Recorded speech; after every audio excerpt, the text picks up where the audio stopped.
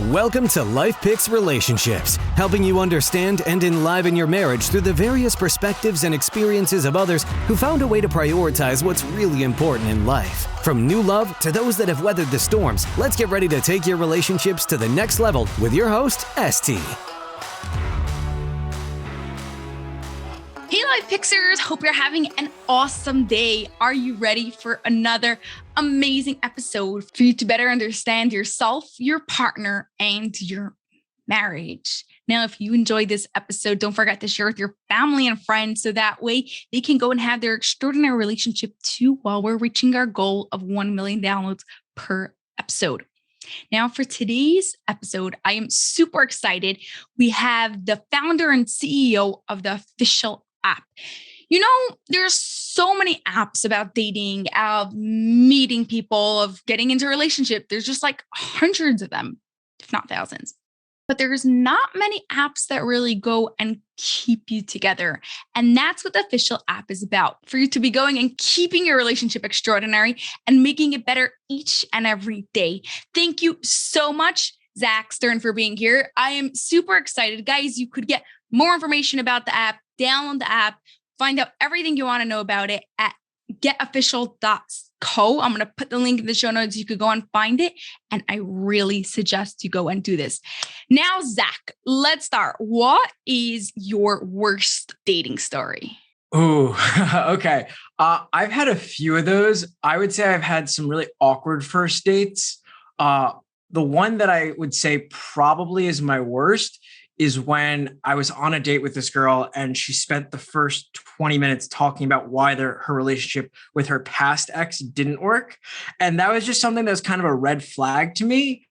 Didn't make it to a second date. I hope she got back with her ex. It seemed like she wanted to, but I would definitely say that was probably the worst.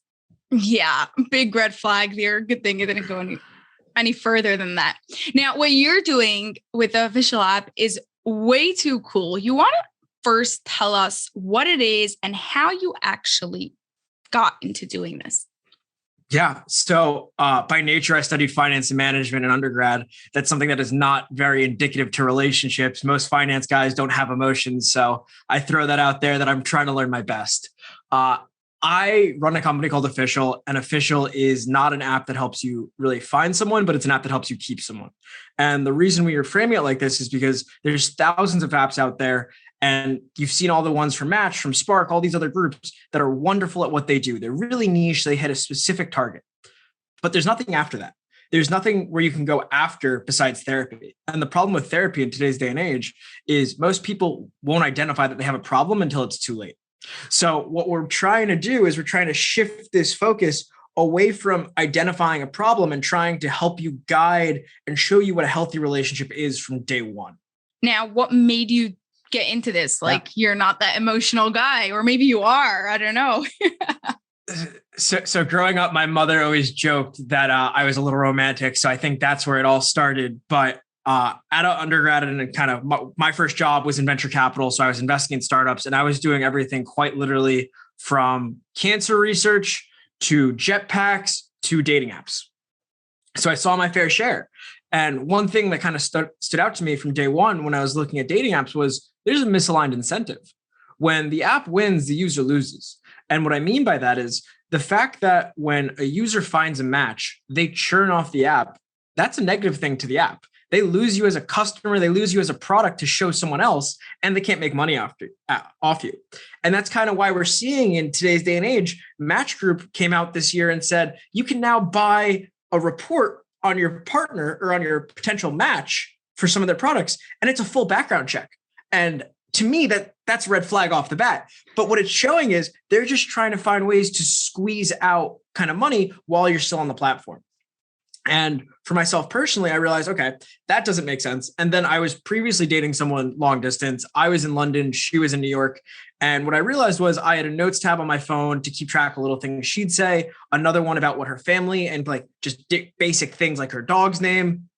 We were traveling throughout Europe a little bit. So we had Instagram save folders in every city. Every time we would go to a city, we would then have to plot each of those Instagram saved kind of where we wanted to go on a map to try to see if we could go do them. We were trying to share photos across platforms. And at the same time, a lot of my close friends were in relationships. So it was something where I noticed this like phenomenon of everyone wanted to be like a perfect couple. But at the same time, there was nothing for that. So I'm like, okay, there's a gap in the market and I think I see a problem. I'm going to go for it. It wasn't as easy as that, but that's kind of how the idea came to be was there's nothing to help me keep my partner and I want to help people have better relationships. So why not try it? Yeah. Now, before we get like all into the nitty gritty of the app, because I really want to hear more about it. What was your biggest challenge in going from idea to launch? Oh, I have more than one, but I will say the hardest, I am not a technical founder, so I don't code myself. I can talk moderately well, and I have pretty good connections and can really work my investors and whatnot in that regard. So I would say that's one of my biggest strengths, but one of my biggest weaknesses was understanding and planning the entire tech stack with now my CTO, because it's something where you're going from back of a napkin to on your phone. And things break really easily that you would never understand. And I never understood even starting it, and I still don't understand. So it was something that learning this and really adapting to the tech cycle, how things grow, how things break naturally was really difficult for me to learn. Did you do like a lot of research on it, or you're like, okay, whatever, they'll deal with it? Oh no, we did tons of research. So we did tons and tons and tons of research. Before I even like started building, I personally interviewed 50 couples, and it was couples, friends of friends, family. We interviewed people as young as 18, as old as about 55. So it was something where we really wanted to get as broad as possible. It was across the US, age, sex, demographic, all of the above. It was something where we really tried to see what was common trends, but you can't research tech until it breaks. So you can't find or solve a problem until you really identify that there is one, which is the hardest part. Yeah.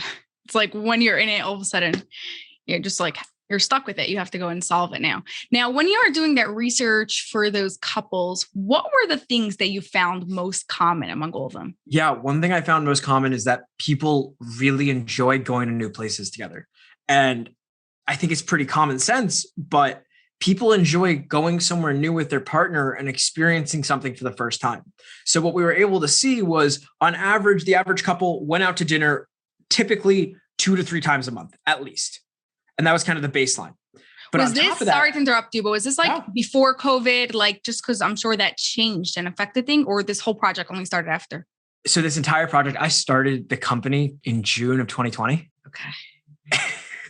So this was dead set COVID. So I'm like, when I was interviewing, I'm like, okay, think about pre-COVID when you weren't here. Right. So we still think that probably skewed it, but yeah, I'm sure like also like you ask everyone like what their challenges are. I don't know what type of questions you ask them, but like they're for sure, I know from asking couples, it's all like being in the same place together and being all the time together and like such COVID things. I'm like in a few more months, hopefully, there'll be way less of that. So that is quite hard. I think that's the greatest thing for us because that's our driving catalyst is the fact that we see 2 base case scenarios. One, couples are locked in the same apartment, house, or whatnot for extended periods of time. 2, they're locked across cities, states, countries, and they can't get to each other.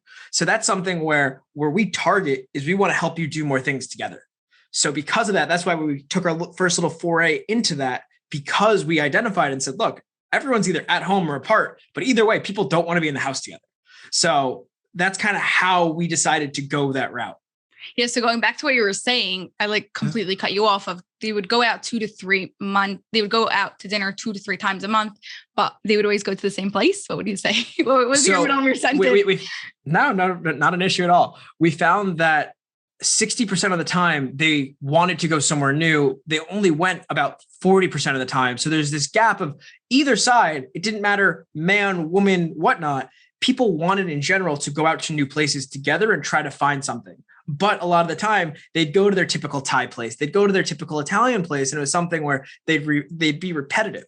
So because of that, we found that we want to give people more options because no matter where you are, there's always something new to do. Yeah. Yeah. Could like even just be a different park, a different bench, a different like side of something. There's always more and always different. Now, I wanted to know if besides like 2 things. First of all, I'm sure there are some people that like just staying home. I don't know if they would have said that. now COVID, but before I know for sure some people like they don't want to go out. They prefer just to stay home. Yeah. Did you have that at all? Oh, we definitely got that. And it was something where what we're building, and I'll kind of go into our date section a little bit more in a minute, but we're building dates for at home where if we're trying to curate specific things where you can have a s'more night at home and we'll send you the Amazon link to an at-home s'more maker so you can do it in your living room and build a little pillow for it.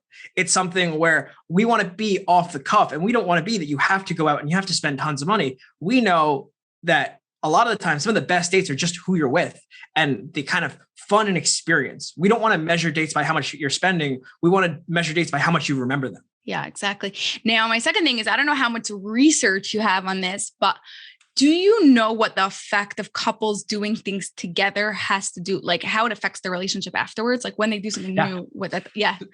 So I'm going to preface this by saying I am not a doctor. I am making no medical claims. I am probably going to get something wrong. Nonetheless, what ends up happening is when you are with your partner and you're doing something, you actually have kind of heightened levels of serotonin released and especially activated frontal lobes. So what that basically means is these are the parts of the brain where you're actually bonding with your partner. So it's releasing bonding chemicals. And the more you kind of engage, the more you have intimate time, you slowly start to build love. And that's kind of one of the most interesting things that I found is love is not a choice. Love is a long process, which I'm sure you know at this point, but it's something where you have to continuously work towards it. And that's why we're kind of focusing on this from the early days, because we want to show that you need to continue to do things new with your partner. You need to have new experiences because that's how you continuously bond and grow. Yeah. Now, is the whole app about like doing new things, or are there other things on there also? So it's a mix. What we have today is we have two broad sections, and in each section, we have different things. So I'll go into the first one. We have our dating section. So that's where we let users swipe left or right on different dates and experiences. And we do this with your partner. So it's not like a dating app where you're seeing people. It's a dating app where you're seeing different things to do. So we hook you and your partner up on the back end. We connect your accounts. You have your own profile, but we kind of make it social. So anytime you swipe right and your partner swipes right, we actually save that information, tell you it's a match, plot it on a map, and we're actually working on the ability to let you buy it directly from us. So we can do all of that. At that same time, we also let you post your dates, but we know that kind of relationships are super private. So we kind of do it in a unique way where it's a combination of public and private, where you can decide, do I want to share it? And you can do public, which will be to everyone. And then we let users around you swipe on that date because we want to have community-driven date suggestions. Or you can do just to your friends like you'd see on an Instagram feed, or you can do private, which is just you and your partner. So we kind of get that social aspect there as well to try to broaden the community. We also have some tools in there to allow you to check in with your partner, see how you're doing, and we're rewarding couples the entire time they're doing this. So we're okay. Now, sorry, one more time. One second. I like usually warn people beforehand that I interrupt a lot. But do you think that because it's much more on a device and there's less talking going on?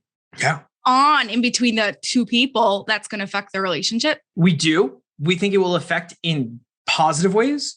And I'll kind of go into it a little bit more. But the reason being, we want to curate content for them. Will you let them both know when they match? We let either party buy it. But this is something where we expect them to still talk about it offline. We expect them to not talk about it or not entirely have their entire interaction in our app, because we know the relationship is much beyond our app. So it's something where we want to enhance communication, but we don't want to limit it. And that's why we're trying to build things in. Like we have a check-in feature where it's a simple 2-prompt question. How do you feel today? 1 to 5. How do you think your partner felt today? 1 to 5. And then we compare those results. If there's a big differential, we let you both know that you're on different pages. And we don't do this to tell you that there's a fight, that anything's wrong. We don't tell you each other's scores, but it's just something to really have a little quick check-in. Have a quick pulse of seeing if you're on the same page. So it's something where our goal is to eliminate awkward conversations in places where they need to be. We expect couples to still have hard discussions and hard topics, but we know at the same time, people struggle about where to go to dinner.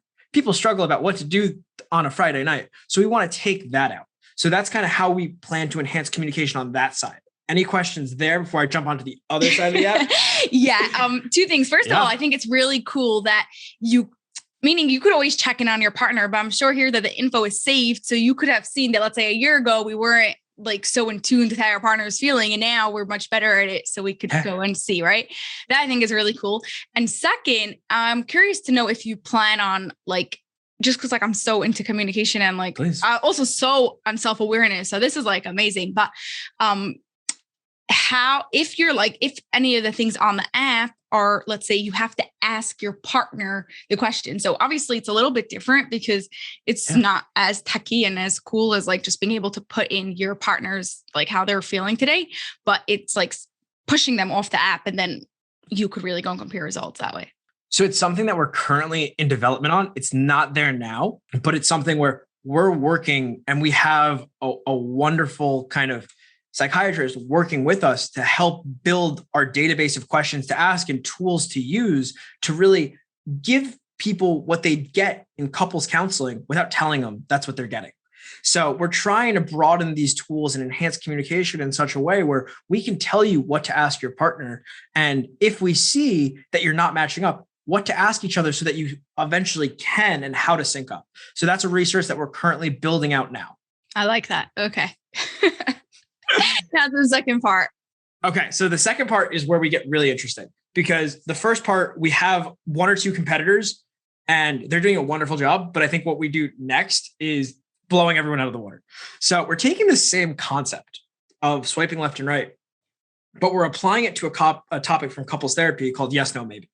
And what that really is it's finding out what you and your partner like doing in a more intimate sense. So what we're doing is it's going back to that removing awkward conversations.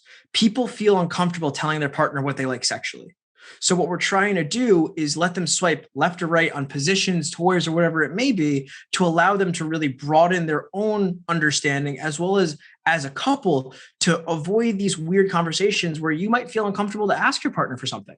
And that's kind of this next foray of what we're working towards is building out the relationship beyond just doing things out of the world, but doing things together because a big part of the relationship is in the bedroom. So we're building an entire intimacy section to help with that, whether it's finding things to do, seeing what you like together and more, we're kind of building that in as well as those same kind of checking concepts to really build it in and solidify it all down. So cool. Now I'm curious, was this something that you had in mind, like originally from the beginning, or is this something that was created after you were interviewing all your couples? This was something that came to mind slightly in the beginning, but not in the same way. This was something more so where when we launched, we went viral very, very quickly. And we launched in Miami at the time. It was something where we were expecting a couple hundred people for that week because it was our soft beta launch. It was nothing like big. I was lucky. I was interviewed by the mayor of Miami, but there was no real press about it. But what ended up happening was we went viral on TikTok. And in a week, we got 15,000 downloads. So controlling 15,000 downloads when you're expecting 100, very difficult from the tech side. And that goes to show you what breaks. It broke. But what we found was initially we were targeting cities. And it was something where we were targeting the major cities. We had dates specifically in places, but with so many people, we didn't have dates everywhere in the world. We didn't have dates everywhere in the country. So people got really mad at us because they thought we had been around for years. What we realized was we had one couple reach out to us from Idaho and they're like, hey, we're far away from the closest city. It's like 3 hours. And I'm thinking to myself, okay, I don't know, no matter what I do, I don't think I'm going to have anything in the middle of Idaho, 3 hours from the city. But I was like, okay, well, let's not focus on the dates. Let's focus on what all couples do together. And all couples have some form of intimacy, no matter what stage of the relationship they're at. Intimacy starts with touching your partner on the shoulder. It starts with giving them a hug. And it's kind of building that out to allow couples to develop their relationship and continue to grow in that sense. So that's kind of how the idea kind of sparked from that. Yeah, it's like when you have a problem and then you go and create something even better from it. That's so cool. Now, what has been the response so far from the app? It's been pretty good. So it's been good and bad. The bad has been that we haven't had enough dates or enough places for people. So we've been completely revamping and we have revamped. And by now we've relaunched, which is incredible. But it was something for a little while where we had people this week alone, kind of when we were recording this, we went live in Europe, or we didn't go live in Europe. We went viral in Europe, where in the last week, we've had downloads from 52 countries. We're not available in 52 countries. I don't market in 52 countries. I barely market in America, but it's something where this is something that people are trying to use all over the world. And we're trying to build it and develop it for everywhere. But there's obviously huge tech challenges in trying to translate as well as get date partners for all these places. And that was one of the other reasons why we did want to focus on intimacy, because even if you can't use the date aspect of it, the intimate aspect of it, anyone can use. And that's kind of why we've been building that out. That's so cool. I like it so much. Both parts that like work together with each other, but they could also work separately. Now, what's the biggest way you make money from this? Like affiliate links or what? Yeah, so it's a few different ways. One is affiliate links and kind of sending people to different places, whether it's the dates, whether it's kind of sending them to Amazon. The other is going to be subscription. So we are going to have a pro and a premium level. We are always going to be available for free, but we are going to have kind of some upsells just because any business has to make money. So yeah, it's something what type of upsells will there be? Yeah, it'll be premium features in intimacy. One thing that we're looking at is treating it almost like a dating app, where typical dating apps, you have swipe limits a day, you have match limits, and applying those same restrictions. So let's say every day you only get to swipe on 20 dates. If you're on the pro, it's 50. If you're on the premium, it's unlimited.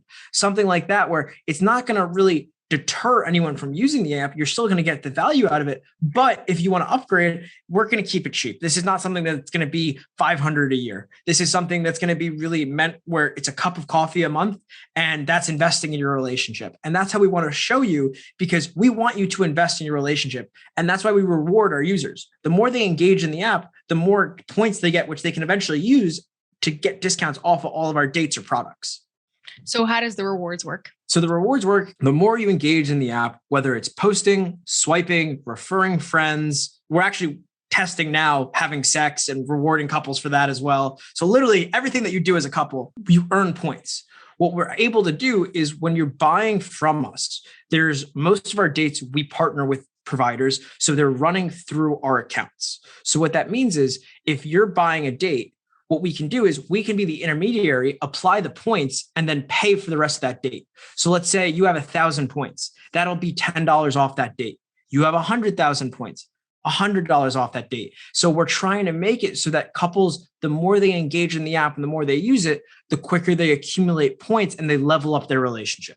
So cool. Now, how did you decide really how to go and like build it? How to, obviously like you did all your research, but like what made you come to your conclusion of what you're actually doing? A lot of guessing and a lot of just saying, okay, I'm going to go ahead. I would say the biggest and the hardest part about being a founder is understanding that every day I have no idea what I'm doing, but no one else around me does. So it makes it that much better, where I have imposter syndrome even still, but it's something where I know that I'm the best one to solve this. And I know in the last year, we've built an entire company, and going from zero to where we are now, looking back, blows my mind. Our website alone has gone through like 8 iterations. So it's one of those things that's just constantly improving, and just knowing that we're following the right path and that our North Star is trying to help people's relationship. The more we do that, the more we strive towards that, the better we can be. Yeah, I like that so much. Now, what do the people around you think? And what do you think is going to happen once you get in a relationship and you're like officially the one that has to go and keep relationships together? What are you going to do then? Yeah, for anyone listening, my mother is upset with me. My investors are upset with me. So ironically enough, I am single, at least at the time of this recording. So hopefully by the time it goes out, not. 50-50. Or you're too busy for it right now. And that's exactly it. I'm in a relationship with every one of my users. I'm in a relationship with the company where it's a point where I'm up till 2 a.m. working. I can't have a relationship while I do that. It's just not fair to my partner. So it's something where I have to be in a point where I'm comfortable, where I know I can let loose a little bit and everything's going to work well without me having to be there and overseeing it. And when that comes, and I think it will come relatively soon, that'll be when I have the ability to take a step back. However, it also has to be the time where anyone I'm dating, I feel terrible for, because like they have to be to a degree, like the public face of the app with me. So it's one of those things where like they're screwed. Like they have to do this and they don't have a choice. So finding that person is going to be a little tricky. Yeah. Like I always say, anyone who's like I'm going to have to marry before they're going to have to go and listen to like all the podcast discussions so they know what I know, even though it's not true because I hear a lot of things that are off the recording, but at least they'll be like somewhat caught up. So we could be a little bit on the same page. Well, Zac, for our last question that I ask everyone, how would you describe an extraordinary relationship without using love, connection, or intimacy? And for you, new places also. Okay. Am I allowed to use trust? Yeah, you could use trust. That's not in there. Okay. I just want to make sure because I think trust is like the key and the base to any relationship, no matter whether it's friends, business, relationship, intimate. Trust is something where I think really is the basis of anything. If you can't trust your partner, you're not in a stable relationship. And it's something where trust needs to be there in order for you to grow and develop as people and in order for you to kind of hit that next level of whatever your relationship is. I love that. Awesome. Well, thank you so much, Zac. This was amazing. And I can't wait to see what else this app will bring. Thank you so much for having me. That's all for this episode of Life Picks Relationships. And we have a huge favor to ask of you that will not only support this show, but also give others what they need to take their marriage to the next level. We're striving to have 1 million downloads per episode by December 31st, 2025. So please share it with your family and friends so they can turn their relationship into an extraordinary one.